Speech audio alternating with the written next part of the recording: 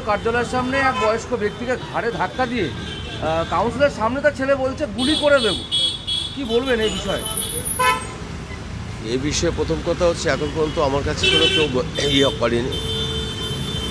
অভিযোগ করলে পরে আমি বলতে পারি, যদি এটা সত্য হয় 100% আমরা ব্যবস্থা গ্রহণ করব।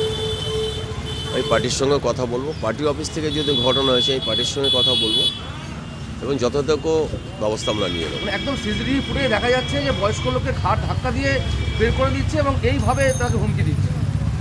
ওই তো বললাম একটাই কথা, আমাদের কাছে আপনার থেকে শুনলাম, আমি তথ্যটা নিয়ে নিচ্ছি, নিয়ে তার জন্য যা শাস্তি সেটা তাকে পেতেই হবে, এর মধ্যে কোনো রকম ছাড় নেই।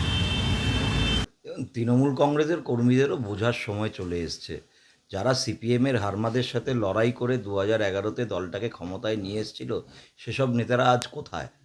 তাদের কি গুরুত্ব আছে দলে? আজকে এখন যেই উঠতি নেতারা বেশি তোলা দিয়ে দাদার অনুগামী, এই দিদির অনুগামী, কাছের লোক হয়ে যাচ্ছে শুধুমাত্র কাটমানি তোলা বেশি পৌঁছানোর কারণে, পুরনো কর্মীরা তো ব্রাত্য। এই পুরনো কর্মীদের বোঝার সময় এসছে, তারা বুঝে নিক যে কাদের কাদের জন্য লড়াই করেছিল, কাদেরকে ক্ষমতায় বসিয়েছে। আজকে এই দিনটাই ওনার দেখার প্রাপ্য ছিল। আর তৃণমূলের থেকে এর থেকে ভালো কিছু তো আশা করা যায় না।